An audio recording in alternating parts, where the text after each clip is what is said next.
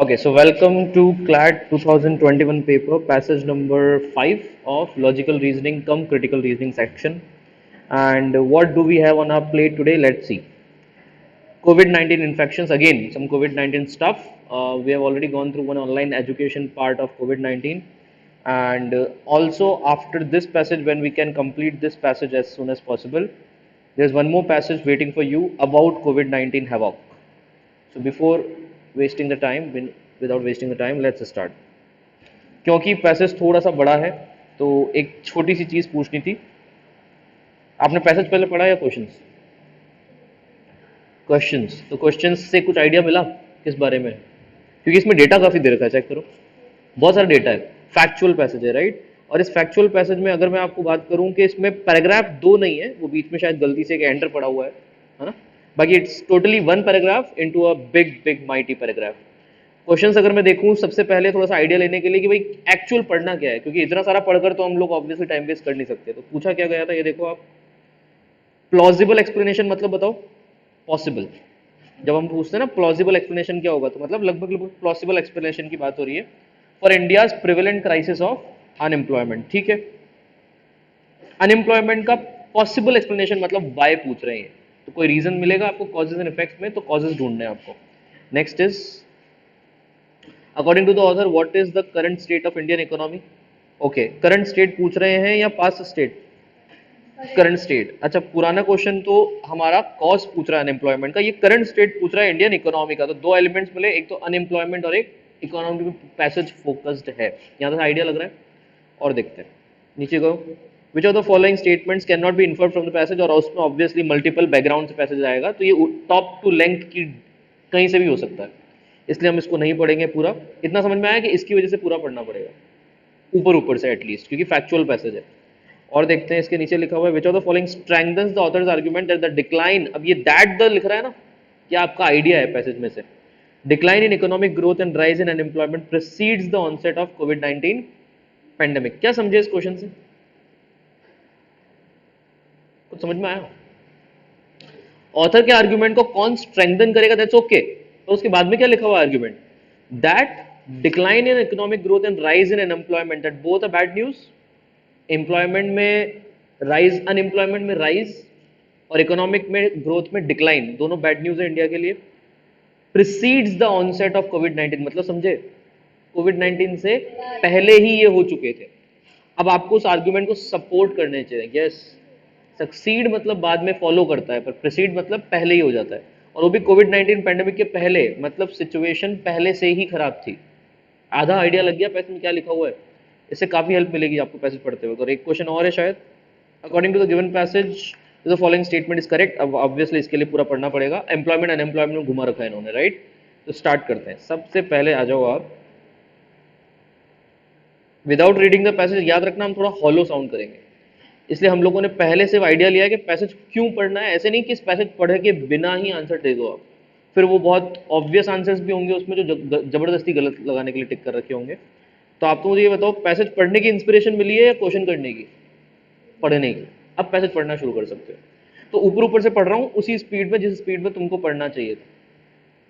Covid infection are once again in the rise of with daily infection across 60,000 per day. ठीक है, once again rise हुआ है, मतलब ये लगभग तब लिखा गया जब थर्ड वेव या सेकंड वेव की बातें हो रही है. This is considerably higher compare to the reported infections during the same period last year and the numbers were less than 500 per day. उस समय तो 500 पर डे था. कब? Last year.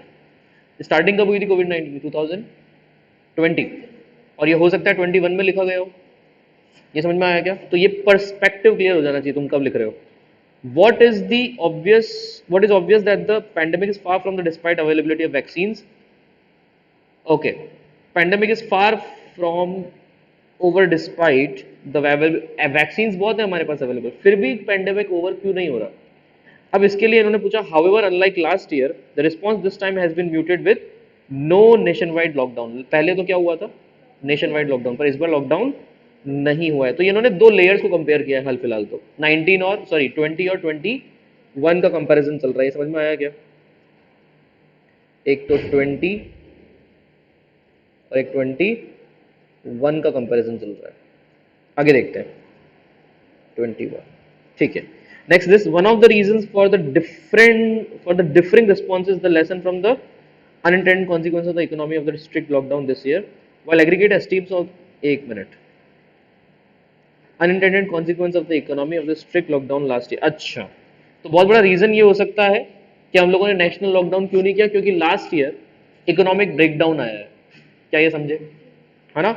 One of the reason for the differing response in the lesson from the unintended consequences, ये समझे कि unintended consequences मतलब हम चाह नहीं रहे थे पर कुछ हो गया, बाय द स्ट्रिक्ट लॉकडाउन। समझे मेरी बात? अब आ रहा है पैसेज का मेन टाइटल, कुछ याद आया? इकोनॉमिक डाउन हुआ था हमारा, क्वेश्चन से भी देखा था हमने। While aggregate estimates on the growth rate of GDP showed a sharp contraction in economic activity, the economy shrunk by 24% in the April-June quarter of 2020। मतलब लॉकडाउन का ह्यूज इम्पैक्ट हुआ है। कितना परसेंट श्रंक हो गए? 24%। एंड ये shrunk मतलब लगभग हम सिकुड़ गए, डिक्लाइन हो गई है। और वो भी किसमें? अप्रैल जून क्वार्टर में इन 2020, मतलब कोरोना के जस्ट बाद वाला टाइम है। अब ये जी के रखना है तुमको, है ना? लॉकडाउन कब लगा है? अप्रैल में, और ये कब चल रहा है? अप्रैल जून क्वार्टर। आगे देखो, while aggregate estimates on the growth rate of GDP showed a sharp contraction of economic activity, ये तो पढ़ लिया मैंने, sorry, lies still unfolding even though the sharp contradictory phase seems behind us। हाँ, तो इसका इम्पैक्ट ऑन लाइव्स अभी भी अनफोल्ड हो रहा है, मतलब अभी भी हम लोग डिस्कवर कर रहे हैं कि उसके क्या नेगेटिव कॉन्सिक्वेंसेज हुए हैं। जिसका हमने फुल लॉकडाउन किया था ना, मजा तो आया था कि भाई कोरोना केसेस रुक गए, लेकिन उसके अब इफेक्ट्स दिख रहे हैं। तो अभी भी हमारे लाइवलीहुड पे क्या अनफोल्ड हो रहे हैं इवेंट्स, वो तो पता लगेगा। दो the sharp contradictory phase seems behind us, लेकिन वो कॉन्ट्राडिक्टरी फेज तो अब पीछे चला गया। मतलब समझे, कॉन्ट्राडिक्टरी ये था कि ये अच्छा हुआ कि बुरा हुआ, तो वो तो पीछे रह गया, अब बुरा ही हुआ, ये हम लोग मान के चल रहे हैं। आगे देखो, the extent of the loss of lives and livelihood is becoming clear by now. और अब क्लियर क्या हो रहा है, कितनी लाइव्स का लॉस हुआ और कितना एक्सटेंट ऑफ इकोनॉमिक डाउन हुआ, दोनों लॉस ही बात कर रहे हैं, राइट? आगे देखो, the extent of the loss of life तक तो ठीक है, with detailed data from PLFS। What is PLFS? Periodic Labor Force Surveys, the latest round of which is the April-June quarter 2020। ये उसका लेटेस्ट राउंड उसने report दिया है। Obviously report 21 में आया है क्योंकि एनालिसिस 2020 का बाद में होता है, राइट? नेक्स्ट देखो, हाथों हाथ रिपोर्ट नहीं आती है, रिपोर्ट थोड़ा सा लेट आती है। तो क्या लिखा हुआ है नेक्स्ट देखो एक बार। This is the first official report on the estimates for the quarter which witnessed the worst impact of the lockdown in force until the middle of May। यहां तक उसने रिपोर्ट बना ली है, मिडिल ऑफ मई तक, ठीक है? Worst impact with the lockdown. Visuals of thousands migrants walking back to their villages are still fresh in the mind. याद आया? माइग्रेंट्स वॉक बैक कर रहे हैं कहां पे? विलेजेस में। They are still fresh while many have returned to urban areas in the absence of jobs in rural areas, many did not।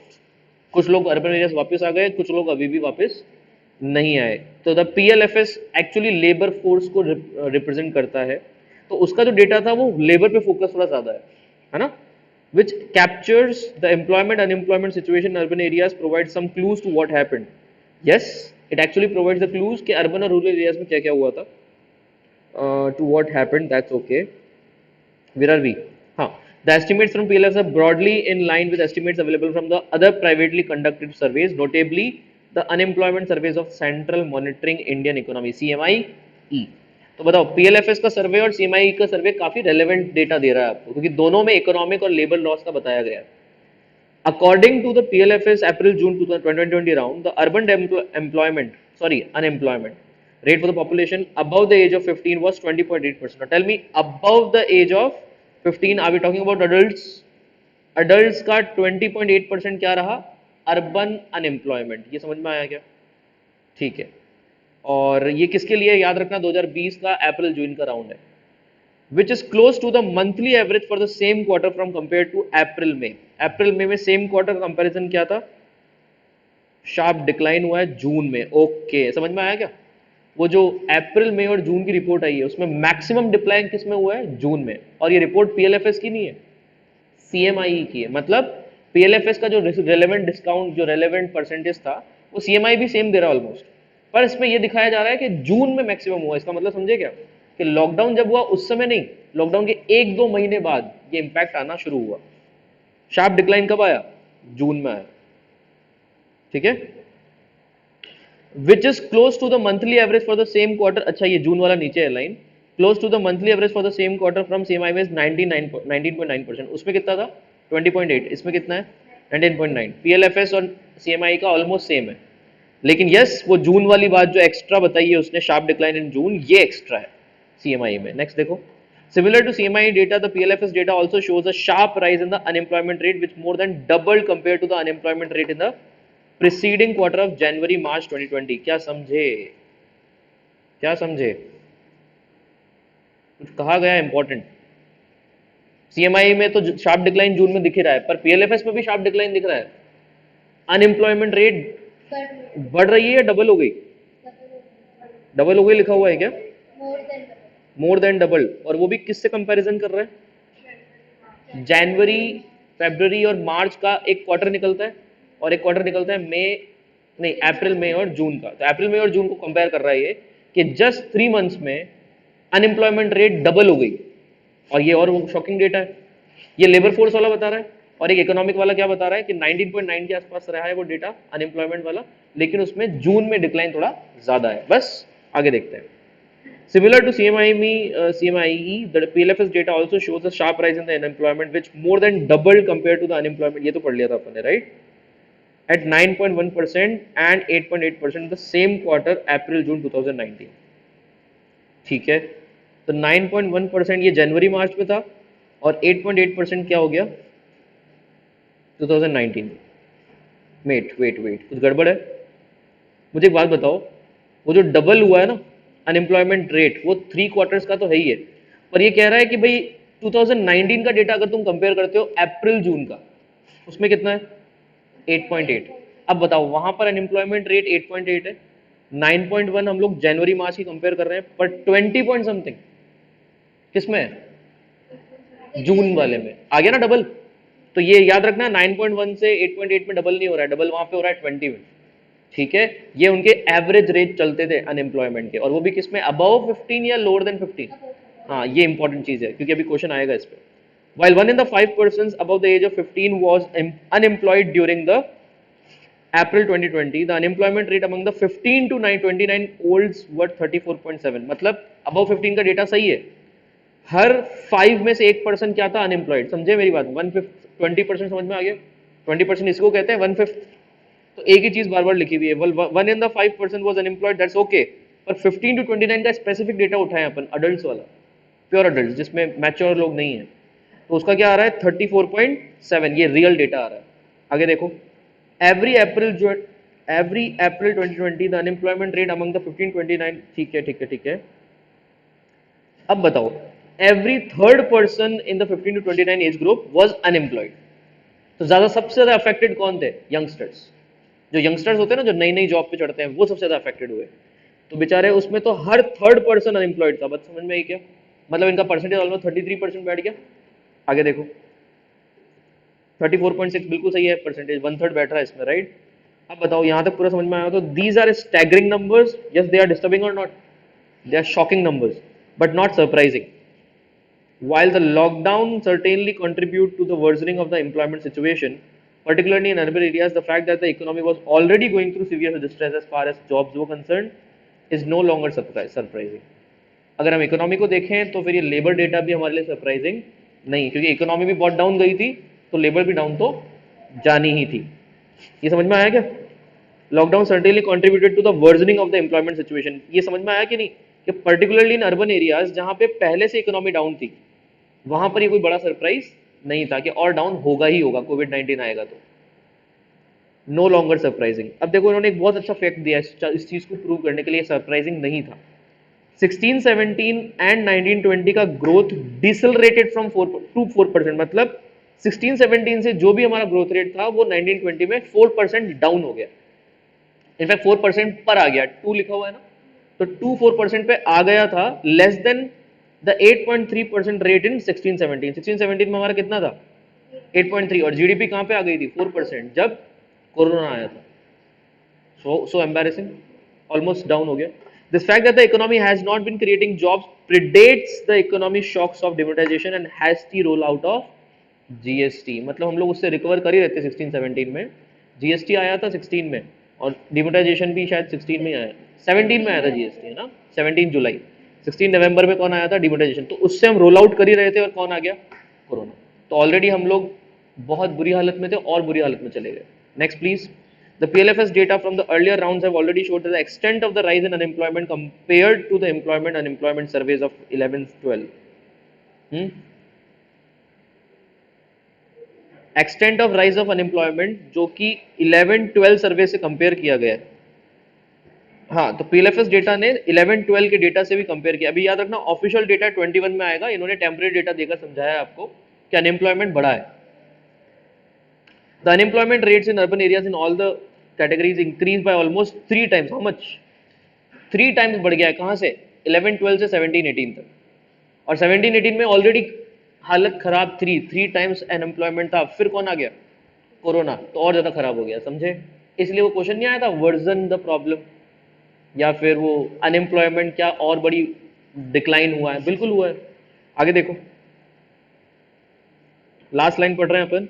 On an internationally comparable basis the unemployment rate among 15 to 24 adults 17-18 was 28.5% और हमारा कितना था? 36-34 के आसपास. Under internationally कितना चल रहा है? 28.5 और हमारा 34. ज्यादा है कि नहीं? उससे भी ज्यादा है. Which makes the youth unemployment in India amongst the highest in the world. तो हमारा किसमें है? Highest. What a proud figure, right? Next, excluding small countries and conflict-ridden countries, since then it has only worsened and remained at that level. और उसके बाद अगर आप conflict-ridden countries और small countries को avoid कर देते हो तो ऑब्वियसली उनका डेटा तो आप कंपेयर करो भी मत, क्योंकि वो तो कॉन्फ्लिक्ट में चल रहे हैं. वो स्मॉल कंट्रीज है. इंडिया जैसी बिग कंट्री में विदाउट कॉन्फ्लिक्ट अगर ये डेटा चल रहा है तो दिक्कत है. तो इसलिए इट हैज ओनली वर्जन और मेंटेन द सेम लेवल. तो हमारा मेन फोकस बताओ सब, economy figures and that too specially labour and that too unemployment rate. यहाँ तक समझ में आया? और उसमें ये ट्रिपल डबल जो जो हो रहा है उसमें भी क्वेश्चंस हैं, चेक करो. क्रिटिकल रीजनिंग में आपको डेटा पे कोई ज़्यादा क्वेश्चन आएगा नहीं, उसके एनालिसिस पे आएगा. एनालिसिस करते हैं.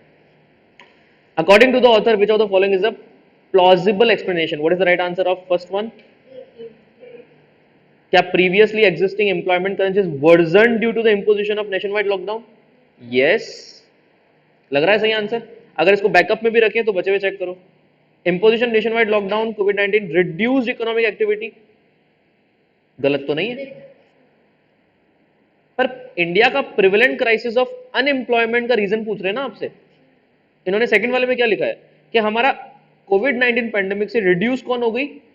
Economic activity. तो मुझे बताओ, फर्स्ट वाले ऑप्शन में लिखा हुआ था ऑलरेडी खराब था और खराब हो गया.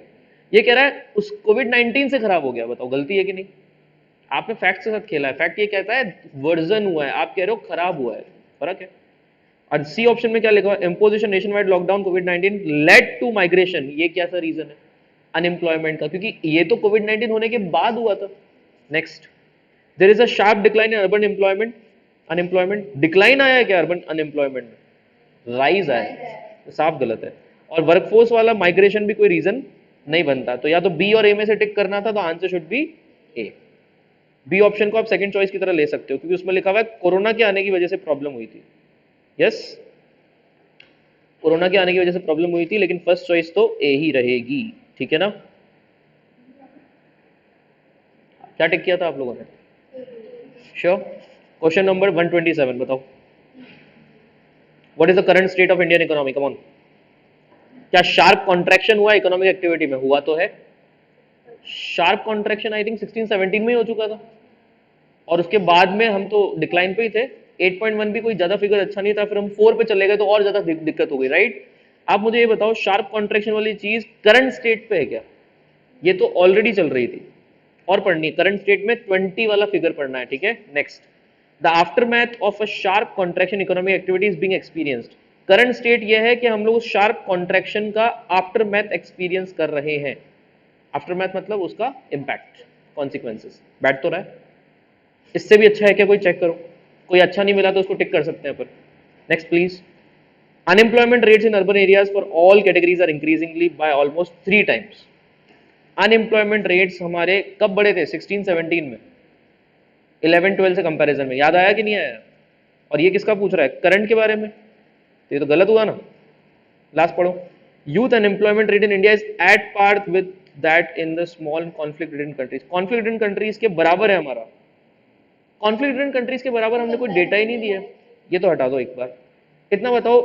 सी वाले में क्या कहा, 16-17 वाली बात हो रही थी, तो करंट स्टेट नहीं है। अब ए और बी में से एक टिक करना है, तो by the way after math और शार्प कॉन्ट्रैक्शन दोनों अच्छे हैं, और टिक एक ही करना है।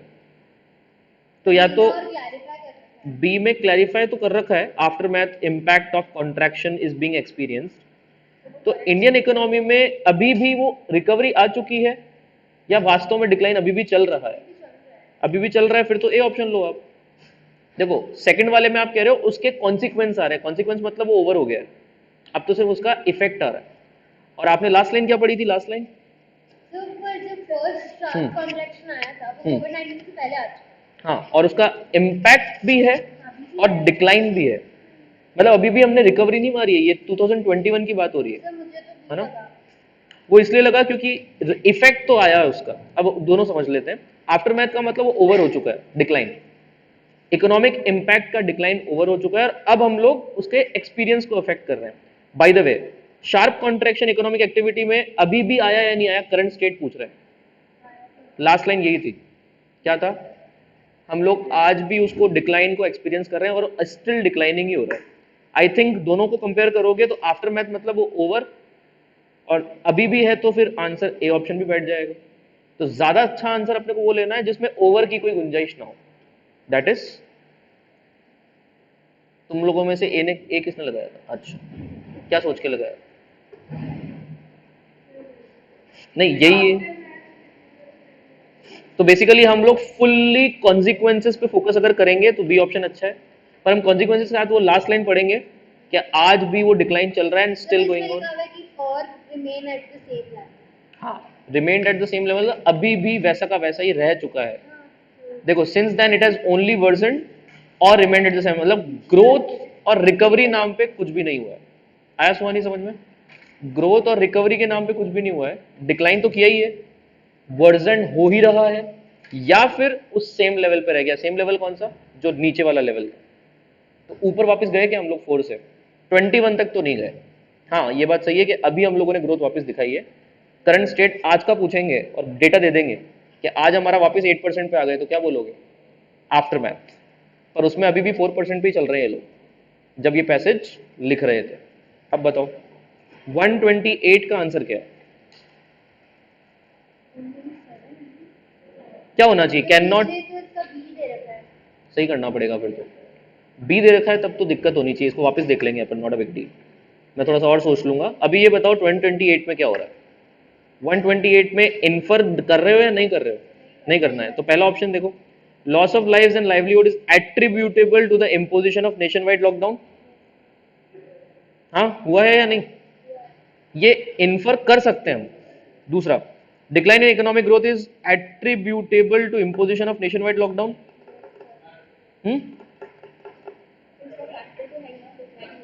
आई थिंक इकोनॉमिक ग्रोथ का decline imposition of nation wide lockdown पे तो है ही है, लॉस ऑफ लाइफ्स का भी है। Rise of unemployment is attributable to the migration of workers, not at all. Migration की वजह से नहीं। हाँ, ये एट्रीब्यूटेबल टू को समझो जैसे ड्यू टू, ये ऑब्वियसली गलत है, तो आंसर जो गलत है वही तो है, सी टिक कर सकते हो आप। राइज इन अनएम्प्लॉयमेंट एट्रीब्यूट हटा दो, उसको अब जरूरत ही नहीं। इम्पोजिशन ऑफ नेशनल लॉकडाउन, ये लास्ट वाला तो सही बैठा।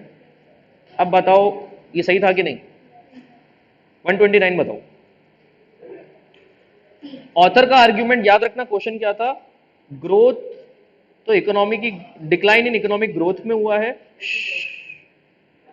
Rise in unemployment precedes the onset. कुछ याद आया क्या? कोविड-19 के पैंडेमिक से पहले हो गया है ये डिक्लाइन वगैरह जो भी है।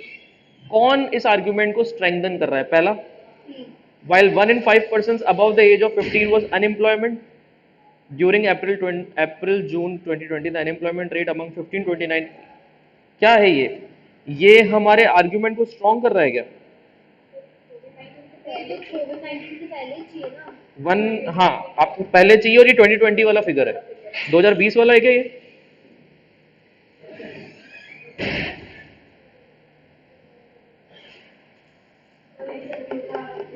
According to the PLFS April-June 2020 round, the urban unemployment rate for the population of age of 15, ठीक है ठीक है ठीक है, सेम क्वार्टर है। ये तो 2020 वाला है, ऑनसेट के पहले वाला प्रीसीड चाहिए आपको, तो बिटवीन 16-17 वाला कैसा लगेगा? सही लग रहा है? ग्रोथ डिसलरेटेड टू 4%, ये पहले ही हो चुका है। तो आंसर आई थिंक 8.3 से जो हम लोग पहुंच गए थे 4 पे, किसकी वजह से? जीएसटी एंड डिमोनेटाइजेशन की वजह से, वो आंसर बैठ रहा है। और डी वाला, broadly in line with the estimates available from privately conducted, not at all, ये भी सेम टाइम के लिए। तो सेम टाइम मतलब 2020 नहीं चाहिए। 130 बताओ, विच of the following statement is correct? क्या आंसर होगा? बहुत इजी है तो जाओ। Unemployment rates in urban areas for all categories increase by almost 3 times, या एम्प्लॉयमेंट रेट्स? अब देखो ध्यान रखना, अनएम्प्लॉयमेंट के इंक्रीज होना बैड न्यूज है, एम्प्लॉयमेंट का इंक्रीज होना तो गुड न्यूज है। तो ये सिर्फ अन और ई हटाने से ही बहुत गेम खेल जाते हैं। तो आपको ये बताना है कि एम्प्लॉयमेंट रेट्स तो बात ही नहीं करनी है अपने को, करनी है क्या? इंक्रीज एम्प्लॉयमेंट रेट्स होती तो मजा नहीं आ जाता। तो बी और डी तो हटा दो आप, ए और सी में बताओ आंसर क्या है? क्योंकि इसमें ऑलमोस्ट 3% लो बताओ, और इसमें 3 टाइम्स था। परसेंट और टाइम्स में बहुत फर्क होता है, मैथमेटिक्स नोज दैट। तो answer should be A, and here we complete passage number 5। Passage number 6 कल खत्म करते हैं, और कोशिश करते हैं कि इसका पूरा एनालिसिस एक साथ करें। तो तुम्हारा स्कोर कार्ड तैयार रखना कि सर मैंने इतने अटेम्प्ट किए थे, इतने गलत हुए और इतने सही, and finally this is my full score. Critically कुछ पैसेज मैंने आपके साथ ही किए। बहुत बढ़िया है फिर तो। जो आपने खुद से किए थे उसका बता देना, परसेंटेज देखूंगा मैं, परसेंटेज कितना आ रहा है। अटेम्प्ट इतने खुद से किए थे ओरिजिनली और इतने मार्क्स आए, that's it. So even if you are watching it online, score अपना कमेंट बॉक्स में लिखिए, ठीक है? परसेंटेज कितना एक्यूरेसी बैठ रहा है ये इंपॉर्टेंट है। See all tomorrow, take care, bye bye.